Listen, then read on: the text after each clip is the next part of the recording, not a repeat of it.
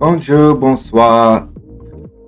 Dear friends, thank you for joining me. I'm Arturo Crispin, the Vintners Attaché, and welcome to another edition of Wine Society TV. I wanted to make this episode today because I recently received an order that was delivered to me at my house of wine, and it had me thinking about wine clubs, specifically because I live abroad in Italy, and one of the unfortunate downsides for me was that I was not able to have access to my Napa Valley wine clubs as easily or readily as previously. And so I had to come up with a different strategy in order to have a choice of wines that were affordable to me and gave me some variety and the selection of choices. Something that would work and that I would take the place of my previous wine club. So that being said, I wanted to address that topic today because there's lots of different wine clubs, and sometimes you, the consumer, may be not sure of which is the right wine club for you. There's so many different options, and so I want to go over my punch list of what criteria I think should go into deciding the wine club that works best for you. Before I start, one of the primary driving factors of the wine club has to do with the vastness of the wine industry. As a lot of people like the taste of wine, and might have a go-to wine that they get at the local market, and that's the one they get every time. It comes in a Magnum, 1.5 liters, the white wine, and or a bubbly, and when the bottle or jug, whatever your preference is, runs out, you repeat the process and go back to the store and replenish. So, but as you grow, your wine experience is going to grow with you, hopefully, and you're going to start to experience more and more of the vastness of the industry. I did a search on ChatGPT, taking advantage of the new AI technology, and asked how many wine producing countries are there in the world globally today.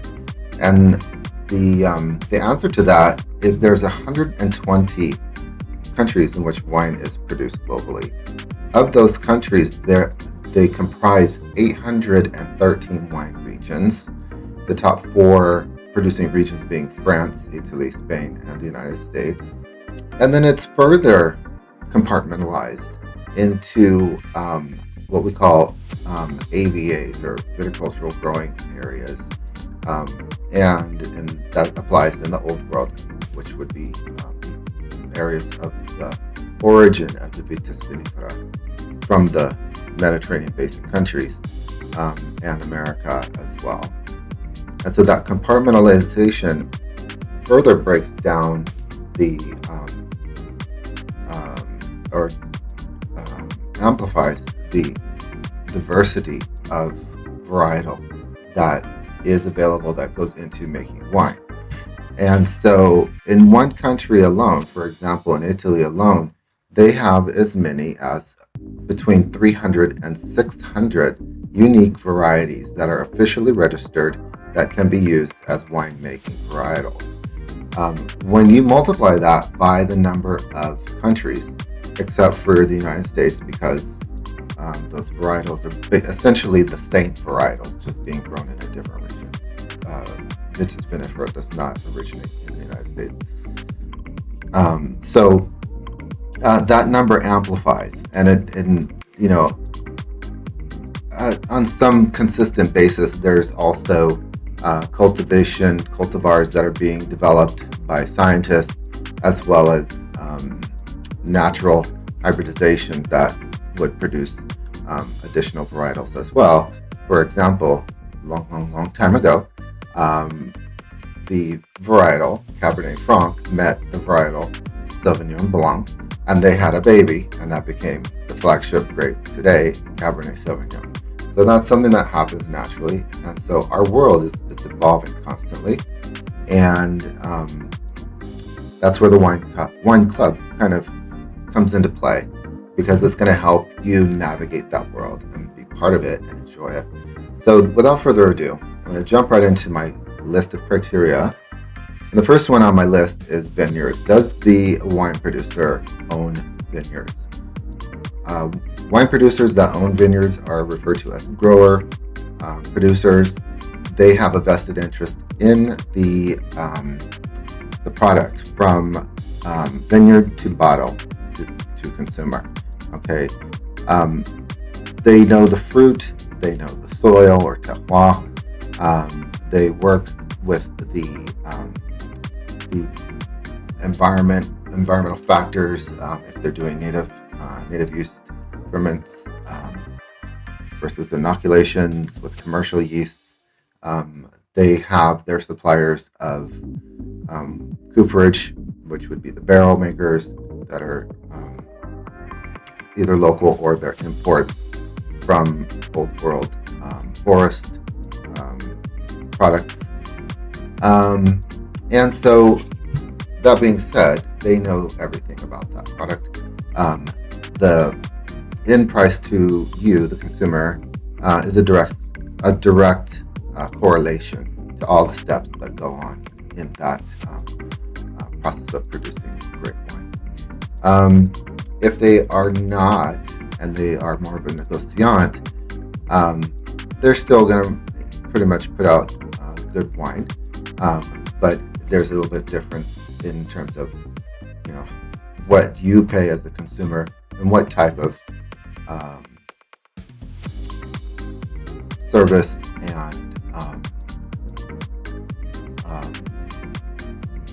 experience you have in your acquisition process. The second criteria is whether or not there is a winery, house, or flagship wine or style. To me, that's an important criteria because one of the things you rely on with a winery is their expertise. Typically, they're working with one particular fruit for that particular house wine or blend, and they kind of know it like the back of their hand. Okay, so the only difference from vintage to vintage release is the growing conditions, which obviously are not something that that man can control. You have to, pay homage to the Almighty and work with what other things you have in your tool belt to produce quality wine.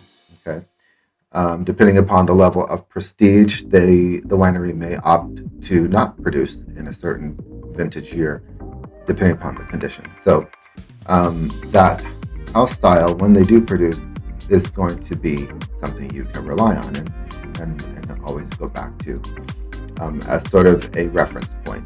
So if you like that varietal in particular, it gives you the basis that you can use to judge others by. So sort of like a benchmarking process. Okay, the next criteria is wine tasting on site. To me, that's tantamount to being in a wine club, being able to taste the product before you buy it. And so winery producer, that's always something that's available to you, and it's actually customized to be an experience that is exclusive, has some level of exclusivity, there's a very high level of service and care, and is meant to be a fun and enjoyable time with you, for you and your guests who are accompanying you. Expert advice. Now, that is also critical criteria, because ultimately, like as I said, the wine world is vast, and you need someone to help guide you through all of the varietals, the terroirs, how they interact together to make whatever particular wine, what's going into the blend, how long has it been aged, what type of vinification was done, the myriad of things that go into producing good wine. And so, with that said, the next criteria I came up with was what type of formats are available. All producers pretty much produce table wine in the 750 milliliter single bottle. The question is, do they produce larger formats? Most produce the Magnum, which would be a double bottle, 1.5 liter.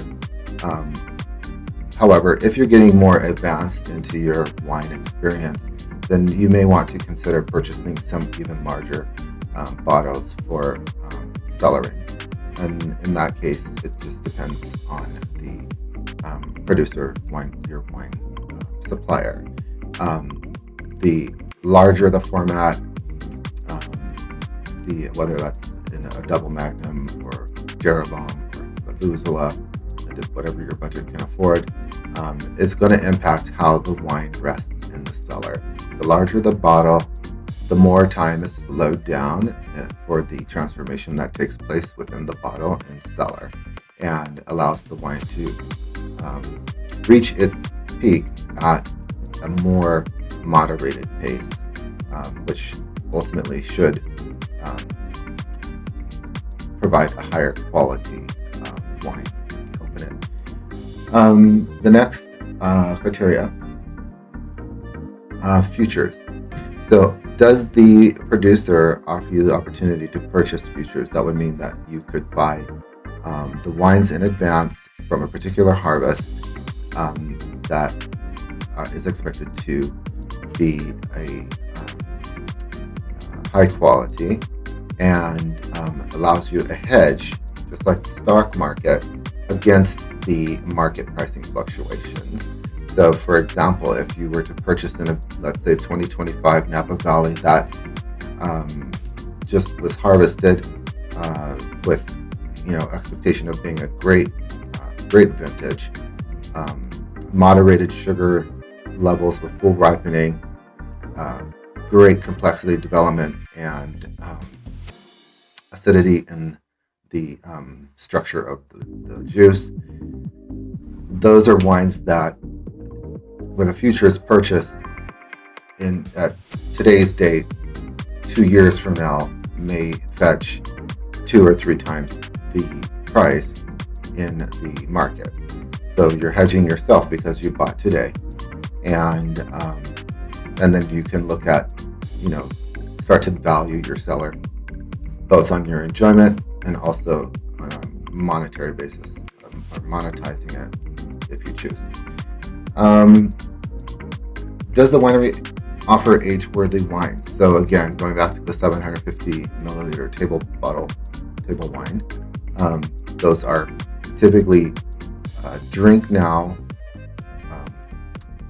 wines. All wines pretty much today are, because that's the kind of the common modern consumer. But are they also able to stand up to time in the cellar? So only wines with great structure and great deft hand of winemaking are going to be the age-worthy wines. Typically, those are wines coming from the winery. Library vertical wines. Now, this is I think a crucial key question. If you like a particular wine, are you able to go and taste and purchase a vintage 1, vintage 2, vintage 3 of the same wine, and so that you have a what we call a vertical flight to be able to taste them side by side and judge the wines apples to apples, or grapes to grapes, I guess you would say, in order to decide which you might want to repurchase and have to age in your cellar. So that's a very critical consideration as you advance in your wine experience. Member events, those are winery specific. Those are a lot of fun. Um, that could be anything from barbecues to um, holiday soirees, galas. Our particular wine club members on our most exclusive level are often invited for 5-star dinner experiences at his home, which is a fantastic way to get to know the winery proprietor, and learn more about what the philosophy and winemaking style of the winery is. Is there a sense of cachet or perceived luxury? That kind of applies across the board. I mean, it depends on what you consider cachet or luxury. If you pay $200 a bottle for wine, that's a transactional valuation. When we say cachet or perceived luxury, that implies that there's more hand-holding, there's a lot more personal approach, and more of an experience that goes into the wine acquisition, where you greeted and sat down with a pour of some a prestigious sparkling for you to sip while you are reviewing the possible selections. Those types of experiences is what we would refer to as cachet or luxury. And product transparency, that's another important one. Is the information about the wine available? The label on the wine bottle says a lot, but some of the more important questions often are not answered on the label, and it may have a producer look on the fine print on the back. It's a XYZ corporation, and that's all you really can find out. You want to know what type of yeast was used for the fermentation. Was it native yeast? Was there inoculation with commercial yeast? What type of cooperage was used for doing the aging in barrel? How long was it in barrel? Those are transparency type questions that directly affect the quality of the wine. Those are things that you really want to know. Deliveries on demand, yes, those are important. Most wineries will deliver to your door. It's a great way to have a rotation happen so that you can keep your cellar stocked. Product guarantees, if there's a flaw, you should be able to return the bottle. That's an important criteria. Definitely is something the winery always allows you to do. Varietal selections, that applies to, as I was saying at the beginning, there's thousands of varietals that are used to make wine. It depends on the location of the producer, the location of the vineyards, what is their preferred house style, what is the winemaker good at working with. Some wine grapes are more difficult than others. For example, Zinfandel, that has clusters that don't fully ripen on certain parts, or thinner skinned grapes that are more affected by humidity, mold, or rain. Or if you are in a location where there's days of heat waves and heat spikes that may burn the fruit, that the winemaker has to figure out how to work with. Another example is, are there extraneous factors that may affect the quality of the fruit aside from just nature. Social responsibility, is there a DEI program? Is there a recycling program? Our particular wineries, we have sustainability and biodynamic production. One of our wineries is actually a certified farm. As well, we do support breast cancer awareness and contribute financially to that charity. Product reliability, that basically is related to whether or not you're going to be able to find the product that you like on a consistent basis. Depending upon the business model of your particular wine supplier, whether that's point of sale or not, that can make a difference of whether or not the wine that you particularly like is available. Okay, if the model of business is based on a shelf space model and a product is not moving, a distributor relationship is relied on to provide another product to fill that space. So that may mean that one day you could drive around the corner to your favorite market. Another day you may have to go 20 miles to get that same particular wine.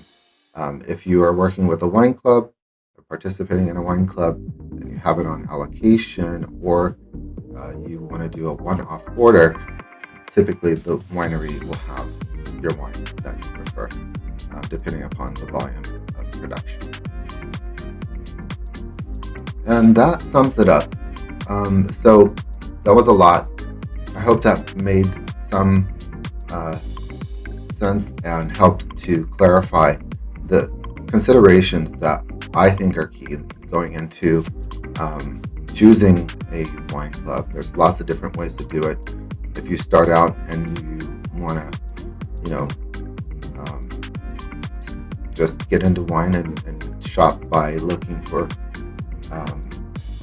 best prices, that's technically a wine club, and the discount that you receive is the reward for a reward program card that gets scanned every time, so you get points. That's sort of an entry level. And then of course, once you get into a wine club with the winery, so that you can interact with the winemaker, you can interact with the proprietor and winery staff of experts, your wine experience will be that much more enjoyable. So thank you for listening. Thank you for listening. And I look forward to any questions in the future. If you like this content, please give a thumbs up, share this video, and please do check out my Facebook page, The Vintners Attaché, and like it and tell a friend. So have a great evening, happy wine drinking, and I will see you again on the next episode of Wine Society TV. Take care.